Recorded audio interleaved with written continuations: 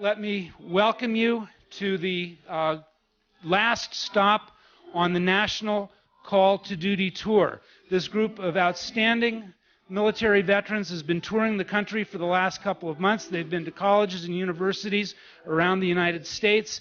They've done over 10,000 miles on the road. They've spoken to students like you. They've spoken to veterans groups, all kinds of people all over the United States about an issue that's been on the minds of a lot of people for a long time in the United States. Imagine yourselves as citizens. Imagine yourselves as people who want to serve your community, want to serve your nation. That's who these folks are, although they found that because of issues regarding their personal identity, that's not been an easy thing to do. And in fact, it's caused a lot of trouble in their lives and careers, and they're going to tell us a little bit about that. We're going to hear some personal experiences. We're going to hear a little bit about the political and legislative climate that it has to do with the subject of the don't ask, don't tell policy. And again, there will be an opportunity for you to question these men and women about their lives and about the experiences that they've had.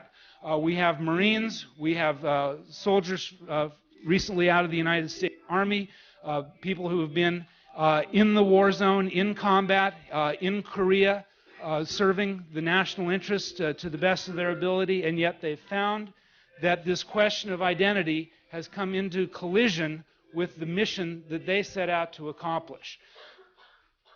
Leading off the group in introducing the rest of and telling you a little bit about the Call to Duty program is Admiral Al Steinman.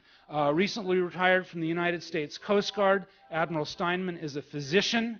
He was the Surgeon General of the Coast Guard, a very high, important position within the service. He is the most senior military man to come out after his career and allow his identity to become part of his public, not only his professional identity. With that, let me please pass the microphone to Al Steinman. Welcome to Doc 3. Thank you, Professor Schrage.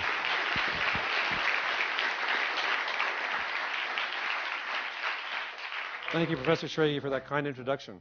As you heard, I'm Al Steinman. I spent 25 years in the Coast Guard, retiring as an admiral. I was in Washington, D.C. as an admiral when the Don't Ask, Don't Tell law was passed, and so I want to give you a little bit of background, just so we're all on the same page. As you know, Dr. Schrage recommended the Wikipedia entry on Don't Ask, Don't Tell, and if you haven't read it, I highly recommend it. It's an excellent summary of what's gone on since 1993. Most of you heard the term Don't Ask, Don't Tell. If you've read the Wikipedia entry, you know where it came from, but for those who haven't, I'll give you a quick summary, and then we can hear from these veterans themselves. Prior to 1992, there was an absolute ban on gays and lesbians serving in the military. When President Clinton was running for his first term of office in 1992, he thought that was a dumb policy and wanted to fix it and allow gays and lesbians to serve honestly in the military. He was going to issue an executive order to accomplish just that. However, he was opposed by conservatives in Congress and in the military and in some of the public in that effort, and was convinced, instead of issuing an executive order, to study it, a classic Washington, D.C. kind of thing to do, and to hold congressional hearings on the issue. And they found that there was a lot of opposition to it based on the fear that a known homosexual in the military would be a detriment to unit morale, unit cohesion, and combat readiness. And those are the exact terms that were used. In other words, the mere knowledge of someone who's gay would be so upsetting to enough heterosexuals in the military that just couldn't function properly. I thought that was, as an admiral, I thought that was an incorrect assumption. There were no studies, there was no data to back that up. The reality, in fact, is quite different. The gays and lesbians have served in the military in every war we've been in, and in fact, homosexuals in the military are indistinguishable from their heterosexual counterparts and are no more prone to misconduct than are their straight counterparts. But nonetheless, that was the fear, and eventually a compromise was reached wherein, for the very first time, gays and lesbians could be allowed to serve in the military. That's the one silver lining of Don't Ask, Don't Tell. But they could not tell anybody, anywhere, anytime, any place, who they are. They had to be invisible, basically. So the military agreed they would no longer ask about someone's sexual orientation when they tried to enlist or when they were commissioned as an officer. That's the don't ask part. In exchange for which gays and lesbians and bisexuals could serve if they didn't tell anybody. Now, that sounds kind of simple, doesn't it? You know, why do you have to tell somebody about your sexuality? Well, you just think about it, though, in your own lives. And your age group is the age group that primarily is in the military. 70-80% of the military is under age 30. And a great proportion of them are aged 18, 19, and 20. So in your own lives, think about how often you're asked, what are you going to do this weekend? Do you have a boyfriend? Do you have a girlfriend? Are you seeing somebody? Gays and lesbians can't talk about that. They have to lie. So in order to be in the military now under Don't Ask, Don't Tell, you have to lie. You have to live a lie. So it really wasn't much of a compromise. But nonetheless, a law was passed in 1993, the Don't Ask, Don't Tell law. So it's no longer possible for the President of the United States to issue an executive order to repeal that, to allow gays and lesbians to serve. And so we've been living under that law for 12 years now. I came out publicly in November 2003 along with 2 Army generals on the 10th anniversary of that law in order to help rekindle a debate about this issue, because we felt that it's time for perhaps the country has changed demographically, it's certainly changed in its attitude toward gays and lesbians, and we thought perhaps it's time to rekindle the debate and maybe we can get the law repealed. There is, in fact, a bill introduced in Congress. It's called the Military Readiness Enhancement Act, H.R. 1059, that's got 114 co-sponsors. It's probably going to die this session of Congress. It will probably be introduced again next session of Congress with perhaps a companion piece of Senate legislation as well. But here's the problem. You know, the whole time in the 12 years since Don't Ask, Don't Tell law has been passed, it's been discussed by senior military guys like me, professors, lawyers, sociologists. What's been missing from that equation? What's been missing from that discussion is the voices of the young veterans who have to serve under that law, under that policy. What's been missing is, you know, what's the reality? What's the reality for your generation serving in the military? Do we even need that law anymore? And so the idea was hatched, the Call to Duty tour, that we would get a group of young veterans to travel around the country, bringing to America, bringing to the public the reality on the ground of who is the gay military. We want to have the voices of the young gay veterans speak out so that the leadership in the White House, Congress, and the Pentagon, and the American public can see perhaps that the underpinning philosophy, Don't Ask, Don't Tell, is no longer valid. So you're going to hear some of those stories today, and then hopefully we can have a discussion about the issue after you hear from these young veterans themselves. So the first veteran I'd like to introduce you to is Julianne Sohn. Julianne was a Marine Corps officer and just recently got out of the Marine Corps, and you'll hear her story now. Julianne. Thank you. Good afternoon. I just wanted to thank you all for being here. I know that this is a class, but I went to UCLA. I graduated in 1999. But before I start with my own personal story, I'm going to ask you a couple of questions.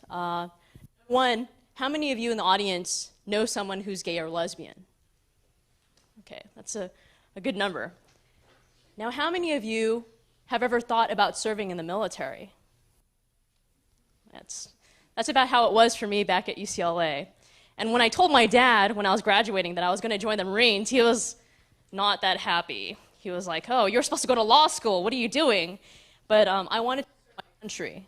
And I also wanted to have the opportunity to lead Marines, to learn how to become a better leader.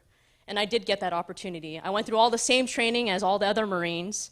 One of my nicknames was a pack with legs, because the 90 pounds of gear, I would be hunched over and all they'd see is my pack and my legs kind of following along with the rest of the Marines. I served first in Okinawa, and then I also served at the boot camp over at Parris Island, South Carolina. Now, when I first went into the Marine Corps, I knew about the Don't Ask, Don't Tell policy, and so I thought, hey, I'll just do my job, be, a leader of Marines, and, not have to think, I won't think about my personal life, because, I'll just do my job. And that's sort of like just going to school and not going out with friends and not talking about who you're dating or who you're with or anything like that.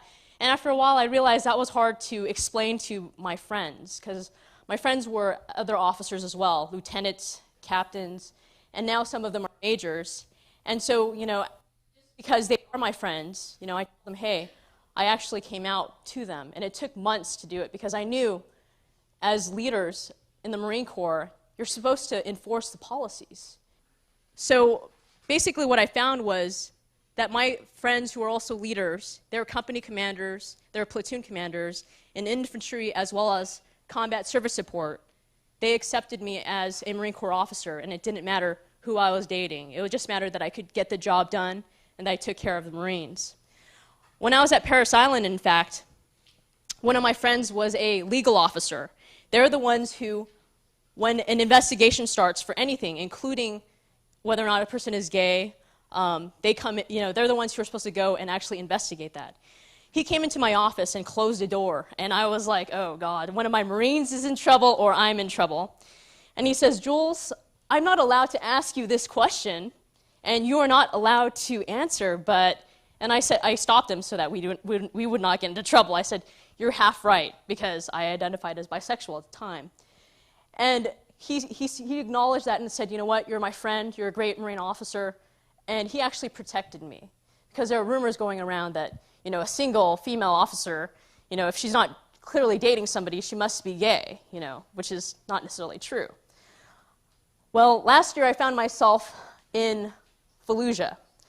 In June of 2005, I don't know if you all heard about what happened with the attack in Fallujah where it killed 3 female service members, 2 Marines, as well as 1 female sailor, and it also killed 3 male Marines.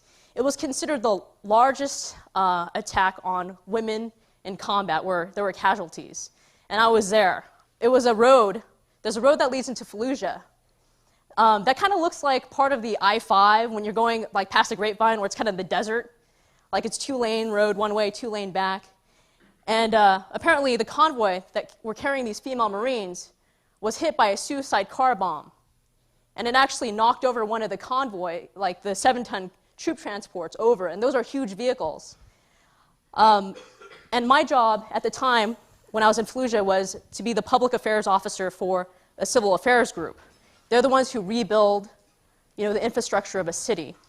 And we actually took a camera crew to that location within a week after the attack. You could still see the burn marks on the asphalt and little shards of the vehicle that was there. And we set up a roadblock, the Marines there. There was a major who was the commander, and there were 7 other Marines there, including myself. And our job was to make sure that they got the story, because that was an important story to tell. And we set up an impromptu roadblock, and I actually was pulling security because there were only 7 of us there, and I had a M16, so we all needed to pull our weight. And what happened was a vehicle tried to charge into our area where the camera crew was filming. And one of our staff sergeants immediately fired a shot, stopped the vehicle, he fired into the engine block, and that vehicle spun around and drove off. And we immediately went into the vehicles because that was what the command was. The major said, hey, we're going to go into the vehicles. We need to get to a safer location. And we did. And the reason why I tell that story is because Marines, sailors, soldiers, airmen, Coast Guardsmen, when they're given an order, they follow it, or else people will die. And in the case where women were integrated more fully into the military as well as African Americans, there were some speed bumps getting integration in. But when the military officers were told, this is the policy, they said, yes, sir, and it was done. And I wanted to introduce next Jarrod Chlapowski. He is a Korean linguist.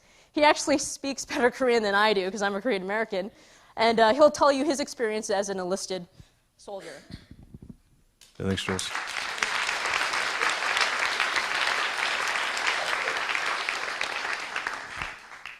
Good afternoon. That's good? All right. I served 5 years in the United States Army as a Korean linguist, like Jules said. Trained at the Defense Language Institute at the Presidio Monterey, right north of here. I went to basic training at Fort Jackson, South Carolina, and the reason why I went there and the reason why I joined the Army was to prove my masculinity. When I got to the Defense Language Institute, I got to the realization that masculinity is by no means a measure of sexuality. And I had to come to terms with that. The problem was I had to do that quietly. Under the don't ask, don't tell policy, I couldn't tell my peers, I couldn't tell my command. But not only could I not tell my peers and my command, I couldn't tell a psychologist, I couldn't tell a psychiatrist, and I couldn't tell a chaplain, because those service personnel, of their own volition, can turn you into your command, and there's nothing you can do about it. So what do you do when you can't talk to anyone about your sexuality when you're trying to come to terms with it? Well, you talk to somebody, and I did. I talked to my best friend at the time, and his response was, "Hey, that's okay. I'm gay too." Felt pretty good. It felt pretty good because I was able to be myself. There was someone I could hang around, and I would be able to be completely open with him, and I wouldn't have to worry about him turning me in. But it wasn't enough.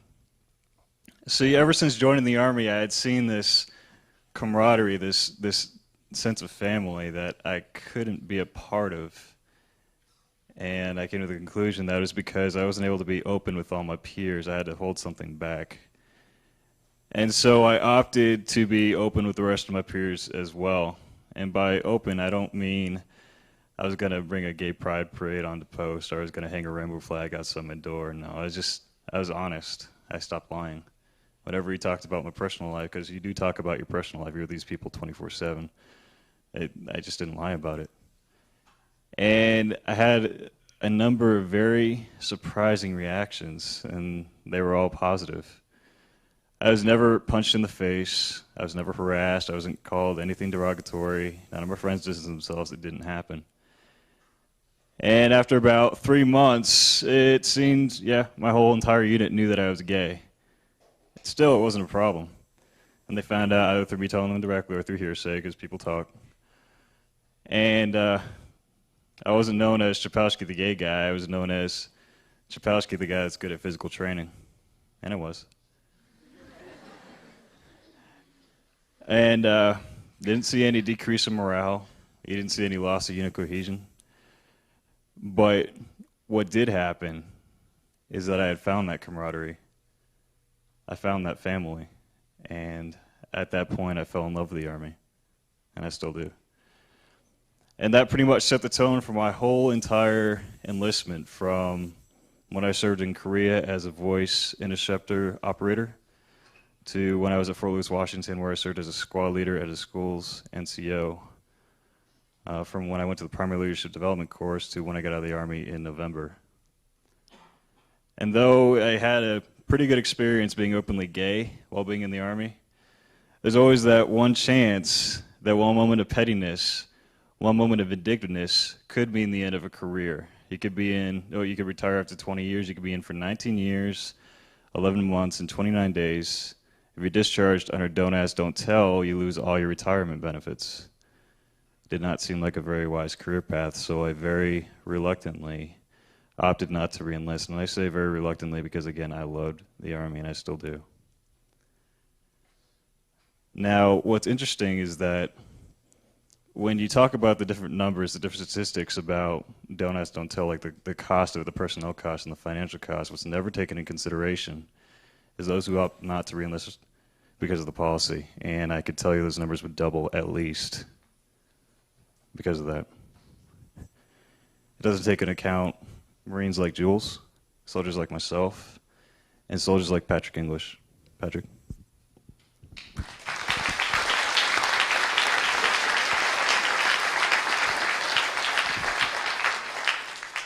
My name is Patrick English. I served in the U.S. Army for 5.5 years.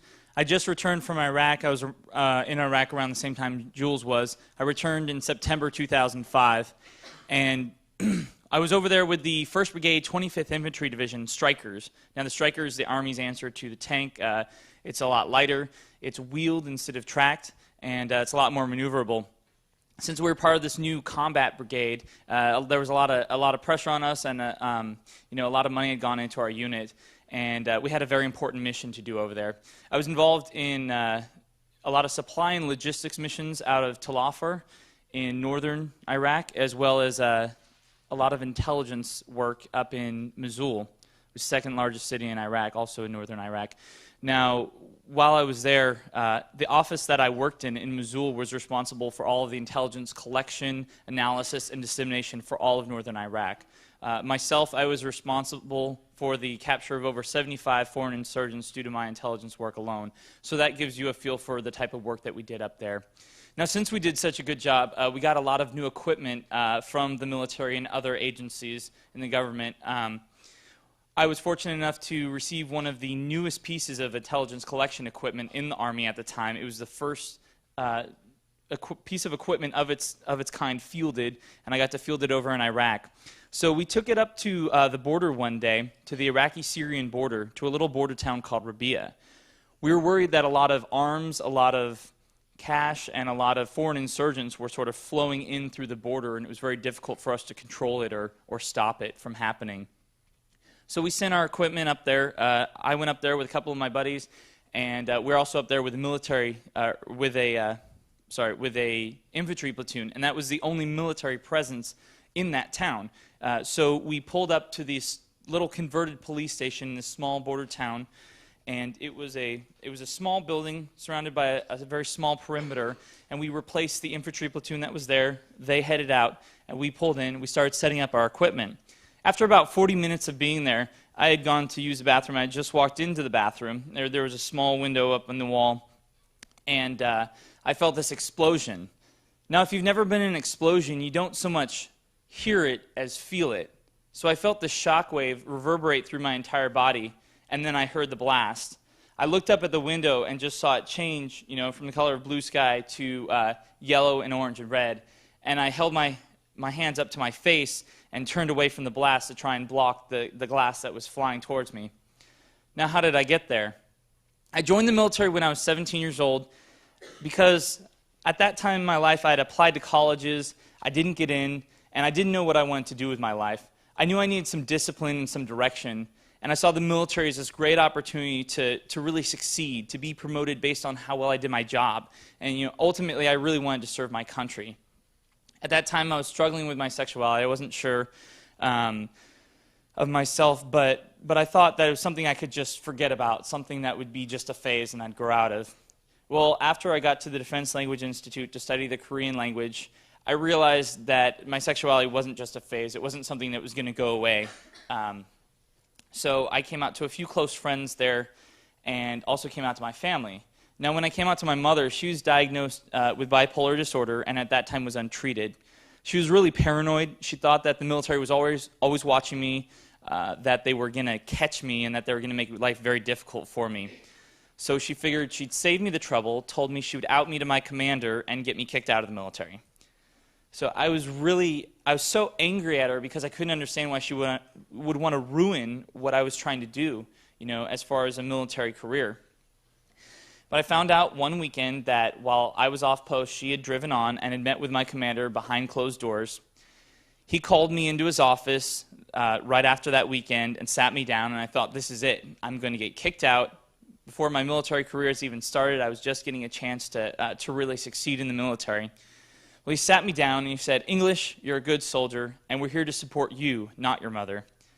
So it was a really positive experience. He told me that I was doing good things in the military, and he wanted me to continue doing that. And didn't bring up my sexuality, just said if there's anything I needed to talk about with him, I was more than welcome to do so. So I continued to do good things in the military. I went to Korea. I was stationed there for a year, right along the demilitarized zone between the border of North and South Korea. Did a lot of intelligence training exercises up there. Did exercises, about 10 of them, anywhere from a week to a month long. Was with these people. Some of them I had worked with for about 3 years. Now, like some of our other panelists have mentioned, when you work with someone for that long, they really become your family. They know all about you, and they're also going to know if you're hiding something. So, I had to make the very difficult decision to come out and just be honest with them about who I was. And in some ways, that even brought us closer together because they realized that I wasn't hiding something from them anymore. They realized there was that trust, that bond there. So while I was in Korea, the war in Iraq broke out, and I was sent to Fort Lewis, Washington, and deployed from there to Iraq, to Tel Afar and Mosul. Now, I'm going to take you back there to where I'm turning away from this blast. This suicide bomber has just driven into our front gate, destroyed the gate, did extensive damage to our building as well as the neighboring buildings around it. Now, as any good soldier, sort of worries about before they get in a combat situation, they're like, when I get there, how am I going to react? What am I going to do? Am I just going to sort of fall apart? Am I going to go run and cry in a corner? Or am I going to do what I did and respond the way that I've been trained? So that's what I did. I fell back on my training. I ran out of the room, I grabbed my weapon, I grabbed my gear, and I prepared to respond in the way that I had been trained. And that's what all my comrades around me were doing. We prepared to respond to whatever was next going to come over through our perimeter. So I can guarantee you at that time that struggles as a homosexual man in the military, worries about my sexuality weren't going through my head, and I can guarantee you that they weren't going through the heads of my comrades either. Now I'd like to turn the floor over to Alex Nicholson, former U.S. Army.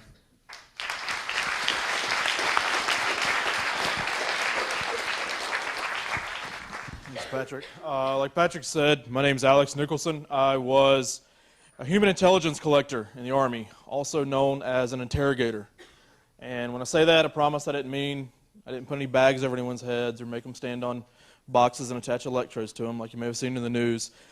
As a human intelligence collector in the military, you have to be bilingual.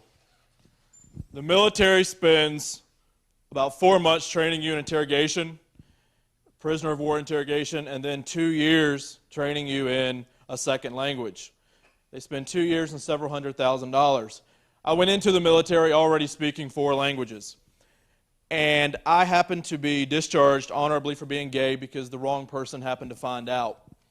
I am from small town USA, a tiny little podunk town in rural South Carolina, 2,000 people and 2 stoplights. I was out to very few people whenever I was in the military. One of the people who happened to find out I was gay was a good friend of mine, so I thought.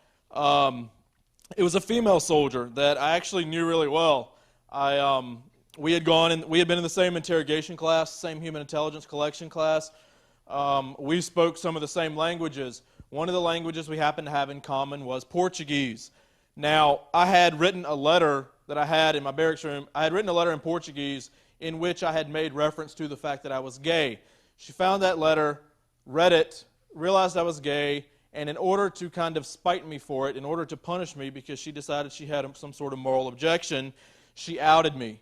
I was honorably discharged about a month later.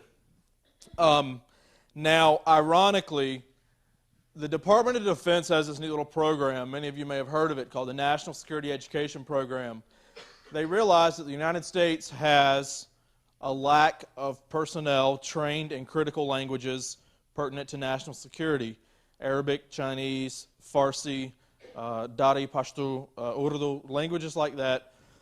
And they spend a lot of money identifying American college kids to go overseas and acquire these languages. So after the Department of Defense had kicked me out of the military, despite the fact that I was trained in human intelligence collection and spoke 4 languages at the time, a few months later, they identified me as someone with the 2 criteria: commitment to public service and demonstrated linguistic ability.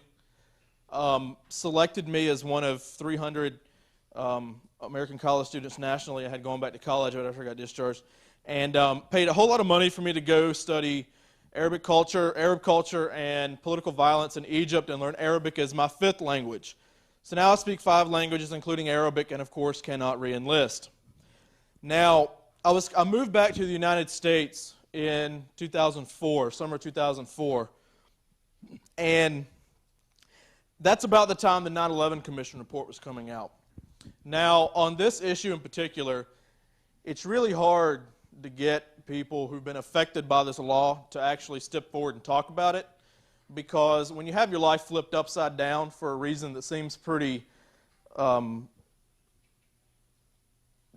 ignorant to us, you pretty much just want to move on with your life. You want to put it behind you and forget about it.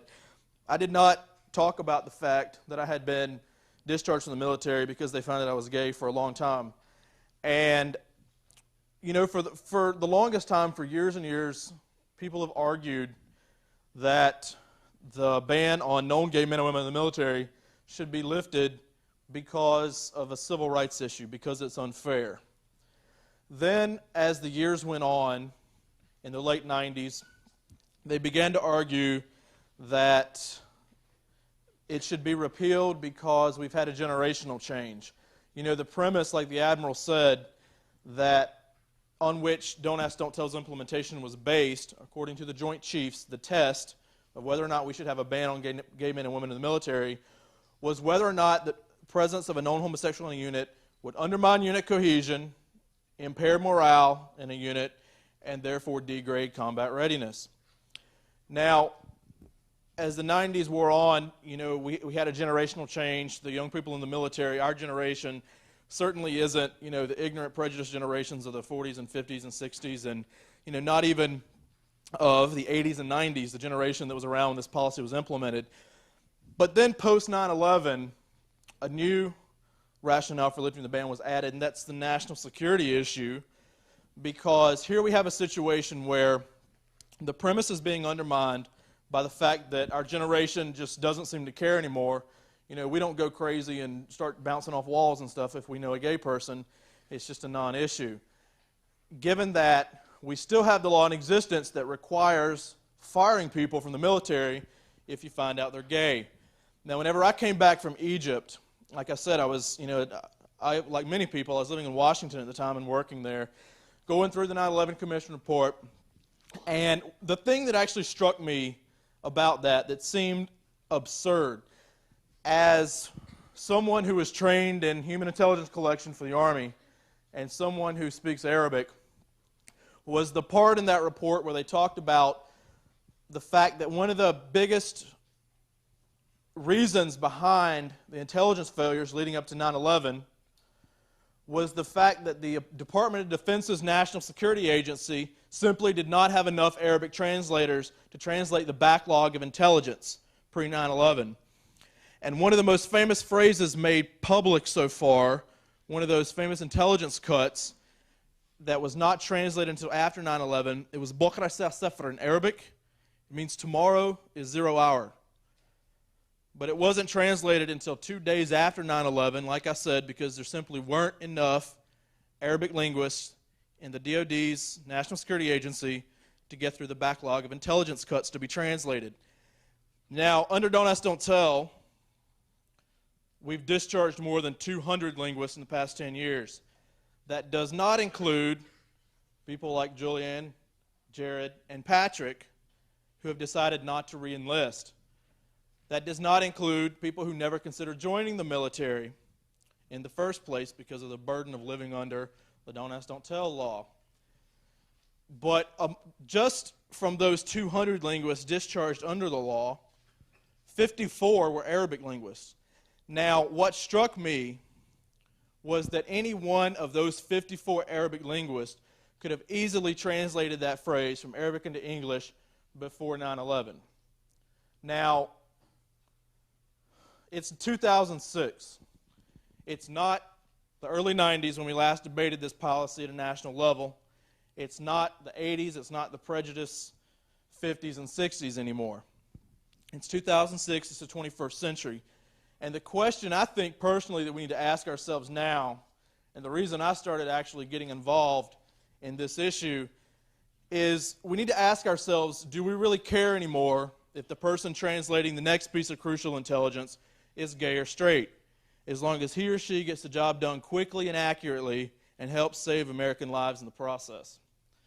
Now, I'm going to shut up there. We normally open the floor up now to your guys' questions, comments, concerns, challenges, whatever you guys want to throw at us. We've been talking for about 2 months straight at Harvard and Stanford and military colleges and other military institutions, and believe us, we've heard it all.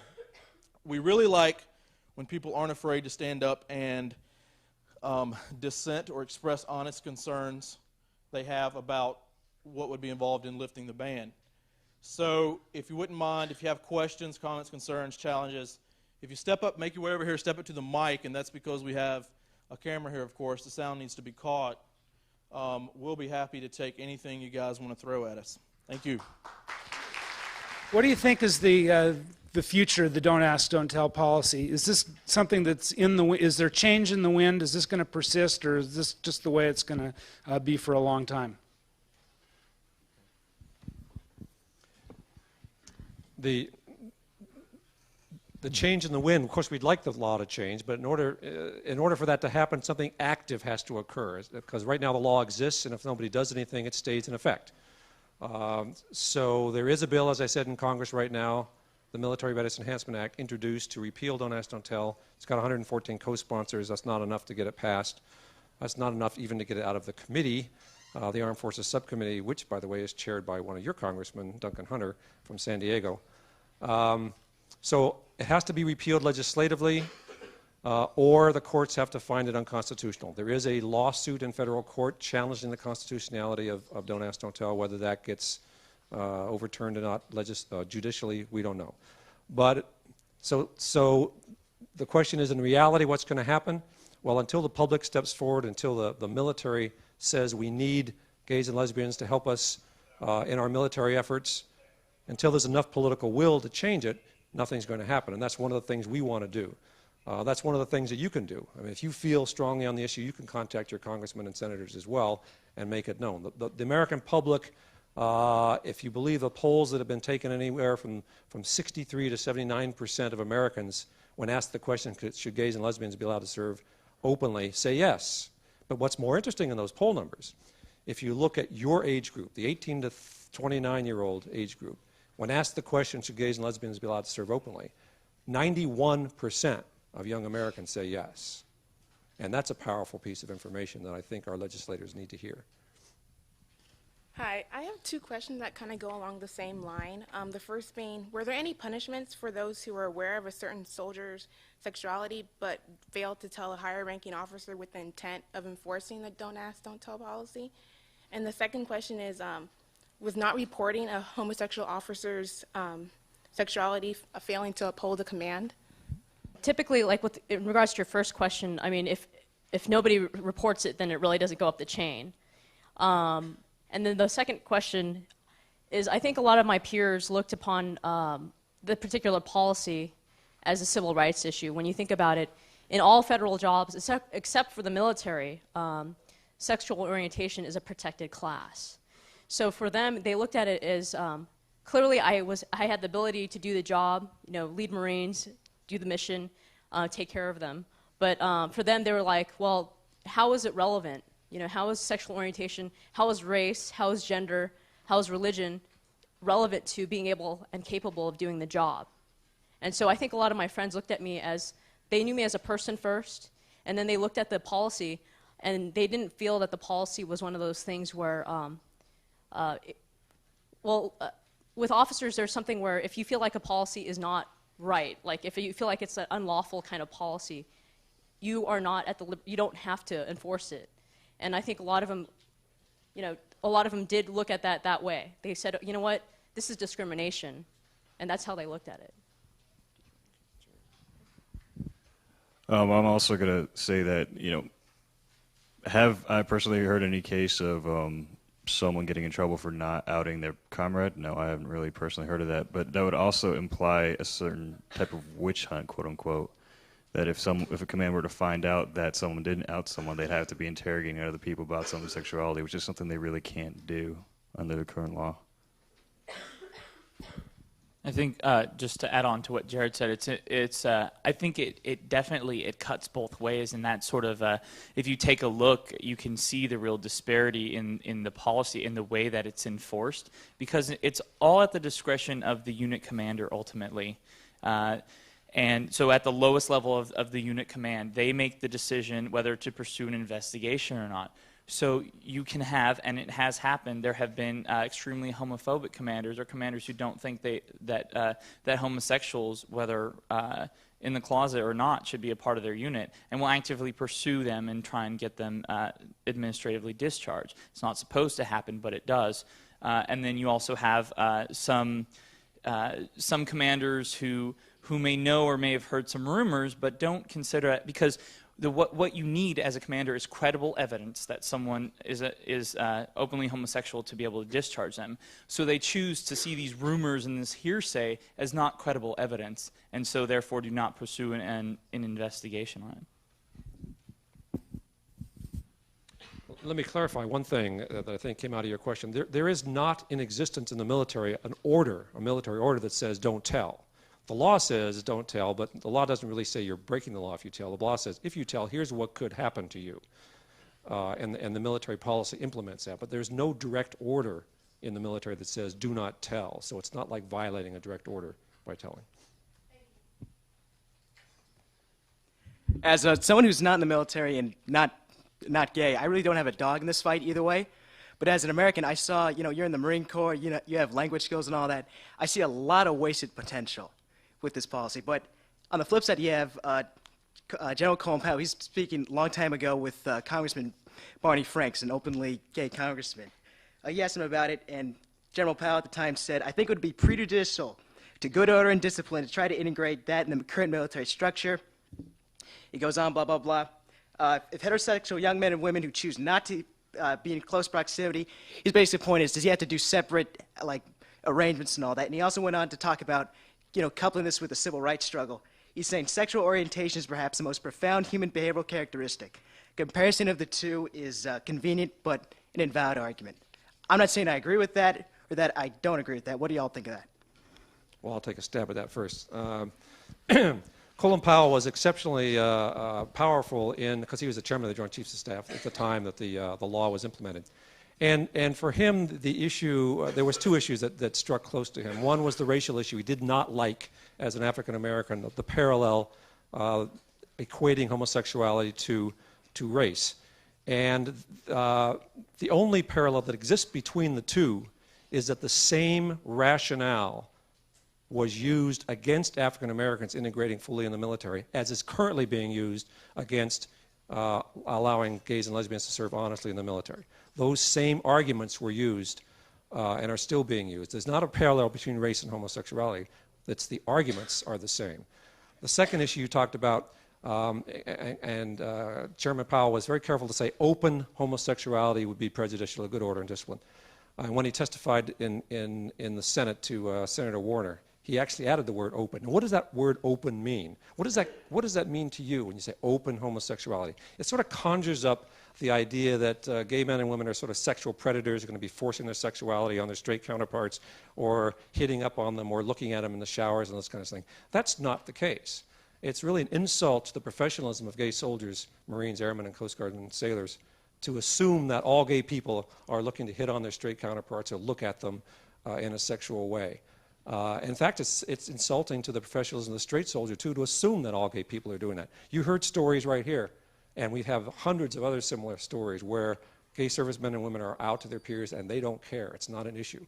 Besides which, Don't Ask, Don't Tell says you can be gay in the military. So therefore, gay men and women are in the military now with the knowledge of their peers. I mean, the peers know they're there. They're in the same showers, they're in the same locker rooms, they're in berthing areas on ships, they're in the same foxholes, and it's not been a problem.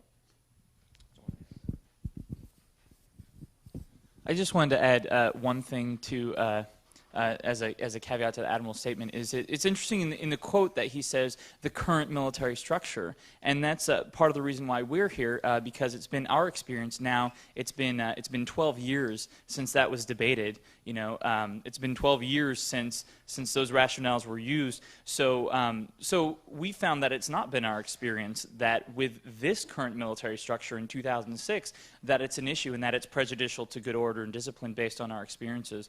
And so I guess that would be my response to that argument. And I'll add finally that, personally, I never understood this whole concept of the presence of a known homosexual being prejudicial to good order and discipline. It all sounded like a bunch of political BS to me, because what it comes down to is, that assumes that if some, homophobic straight redneck from Mississippi is in a unit with a guy who happens to be gay, that good order and discipline is going to break down, that soldier is going to all of a sudden stop disobeying orders, is not going to take orders from a homosexual superior. And I tell you one thing, if you've ever been in the military if you don't follow orders, like Jules said, people die. You don't be in the military and just stop following orders. Soldiers don't just go crazy and start bouncing off walls if they don't like something. You know, one of the most, I think, compelling points someone's made on this entire tour is that, you know, if we ran the military based on what soldiers wanted to do, we wouldn't have a military. Because I can guarantee you, they wouldn't be wanting to go to Iraq right now. They wouldn't be wanting to go fight, you know, Iraqi insurgents in Iraq. I mean, you don't run a military based on what soldiers want. And when soldiers are given orders, they follow it. And that's why Jules was saying, in 1948, when President Truman integrated the military, people complained. They pitched a fit. Believe me, the 1948 was long before the Civil Rights Movement. And in 1948, when Truman ordered the military to be integrated, people complained, but they saluted and they did it, because that's exactly what soldiers do. They follow orders. Although part of the don't ask, don't tell policy includes don't harass, what kind of harassment did you ever witness, and how were you able to deal with it when you did witness it?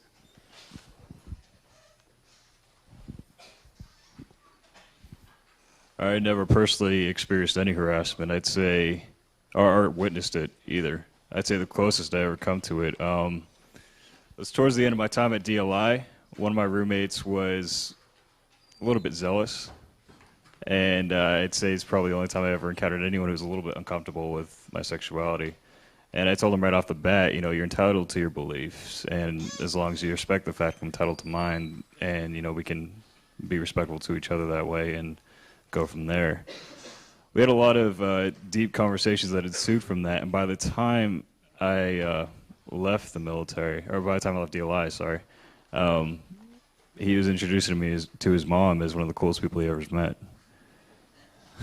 And I thought that was pretty powerful. I just have a quick question.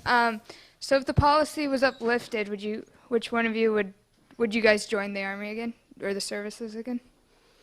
Absolutely. I went into the military. I knew I was gay before I went into the military, and I actually went back into the closet in order to join. And my career was truncated involuntarily. So if the ban were lifted and I were eligible again to re-enlist, I'd be there in a heartbeat. Yeah, there are several other things I wanted to pursue in the military, possibly the officer corps or the reserves, and the don't ask, don't tell policy was a major factor in my decision not to re-enlist or to be, to go to college and then pursue later the officer corps. So I'd definitely say yes, I'd go back in. Absolutely. There's no higher calling, I think, than serving your country, and I would be one of the first people in line. And I already served 25 years. So. All right. My question is, if progress is made and the bill in Congress ever passes, do you think it will affect the attitudes and actions of the homophobic officers who do not want gays and lesbians serving under them? The quick answer is no. We've had actually an example of that. One thing we didn't point out earlier, that 25 of our military allies have removed all restrictions on gays and lesbians serving in the military, including all of our allies fighting in Iraq with us now, including the British and the Israeli Defense Forces. And who in their right mind would question the military readiness of the Israeli Defense Forces? But I highlight the British forces because in the year 2000, when they joined the European Union, they had the same debate over Don't Ask, Don't Tell, and those same fears were raised in the British military. They said if you allow gays to serve, people aren't going to enlist, people are going to leave, the officer corps is not going to follow orders. And guess what? When they removed their ban, nothing happened. They just went on as if it was regular British military life, and that's still the way it is today. In fact, they're actively recruiting in the gay communities in the United Kingdom. So there was no impact at all on the British military, and I suspect there'll be no impact at all on the U.S. military when we do the same thing. I think one of the most unique and probably the best parts of the military is it's such a diverse organization. You're exposed to situations and to working with people that you might not ever get a chance to meet in your life. People from all sorts of different backgrounds, different ideologies, different beliefs, and I think it would make the military a more diverse, richer environment, and I think it would definitely dispel a lot of myths, and especially that homophobia, because people would see, this is a homosexual person, but they're an outstanding service member, so it's gonna definitely debunk those myths as well. Hi, I'm straight, but I have a lot of gay friends, and I have no problem with gay people at all.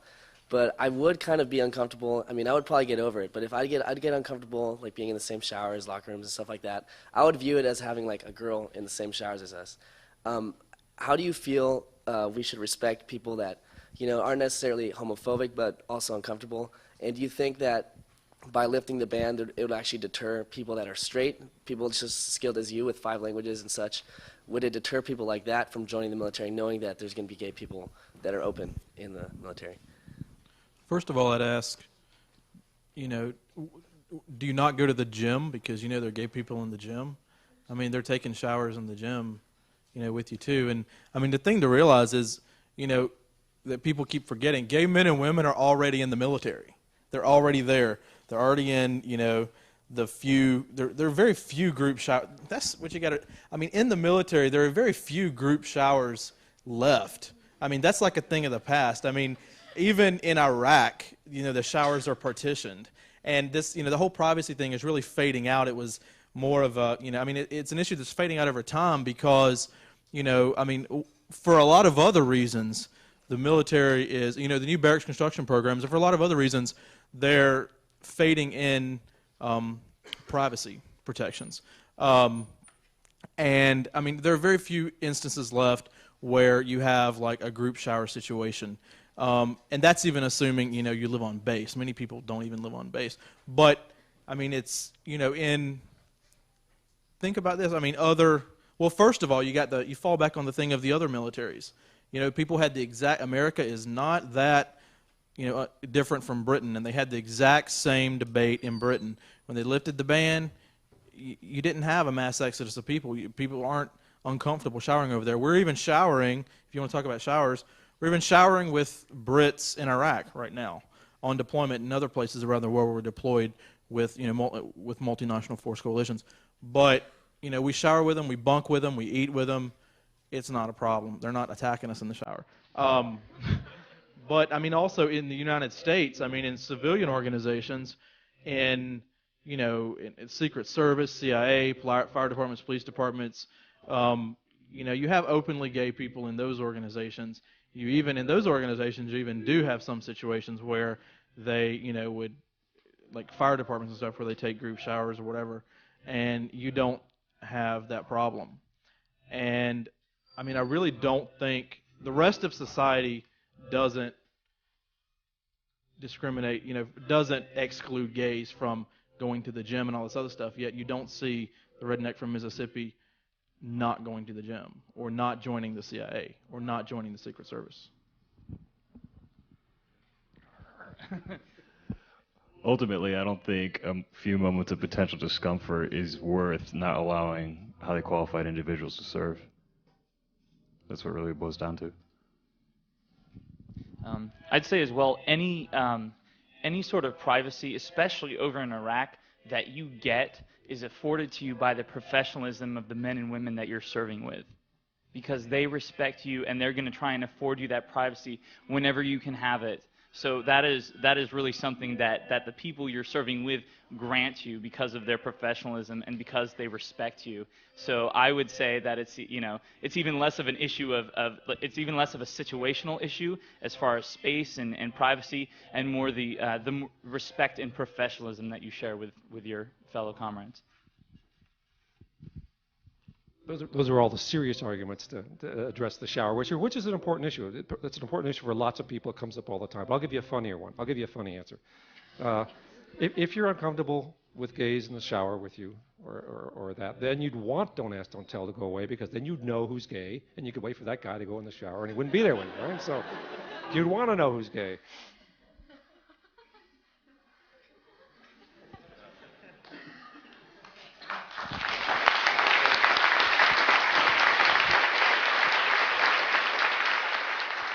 Thank you very much.